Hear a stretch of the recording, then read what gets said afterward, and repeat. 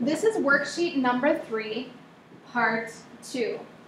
We want to find the sine, cosine, and tangent. This problem is a little bit different. It doesn't have one of the side lengths. It's missing side A. So how do we find that missing side A in a right triangle? Well, we use the Pythagorean theorem. A squared plus b squared equals c squared. Remember, c is the hypotenuse in your triangle. So this is the hypotenuse. So that right side of the equation will be 2 squares of 2. And we have to square it. Then the other two sides, it doesn't matter. We'll just leave this as a. And then the length of b is 1. And now we're going to solve this equation for a. So 1 times 1 is 1. 2 squares of 2 times 2 squares of 2. Remember, you multiply through. 2 times 2 is 4. Square root of 2 times square root of 2 is 2. 4 times 2 is 8. Now we're going to subtract 1. 8 minus 1 is 7. And now we're going to square root it to undo that squared. So the length of A is square root of 7. So let's go back up into our picture now and label that the square root of 7. All right, let's go ahead and evaluate the sine, cosine, and tangent for angle B. So with angle B, this is our side opposite. The hypotenuse we already found earlier. And then this is your side adjacent. So now let's evaluate for the sine, cosine, and tangent of this triangle. I'll make that smaller again for you. Oops.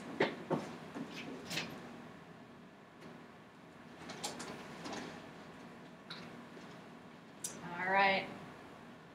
So the sine of angle B is found by taking the opposite over the hypotenuse.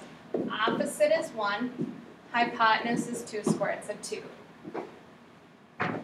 1 over 2 squares of 2. Let's rationalize it. Square root of 2 over square root of 2. Multiply across. You get 1 squares of 2. And then 2. And then square root of 2 times square root of 2 is 2. So our final answer then is 1 squared of 2 over 4. All right, cosine of angle B. Cosine of angle B is adjacent, which is square root of 7, over the hypotenuse, 2 squares of 2. Square root of 7 over 2 squares of 2. Have to rationalize it again, so multiply the numerator and the denominator by square root of 2. Multiply across. 7 times 2 is 14. And then 2 and 2. The square root of 2 times square root of 2 is 2. So we get square root of 14 over 4. Last one, tangent. Tangent is opposite, which is 1, over adjacent, which is square root of 7. 1 over the square root of 7. You have to rationalize it. Square root of 7, square root of 7, multiplying it, multiply across. 1 square root of 7 over square root of 7 times square root of 7 is 7. Next example. Show that this statement is true using the figure below. So the statement is the tangent of A equals the 1 over the tangent of B. This is our statement that we're working with. So let's talk about angle A. Remember, to find the tangent of A, that is TOA, opposite over adjacent. So the sides opposite and adjacent, those sides are going to be A over B. Now I'm going to erase, because now we're going to work with angle B. And it says, does that equal 1 over the tangent of B? So let's just find out what is the value of the tangent of B.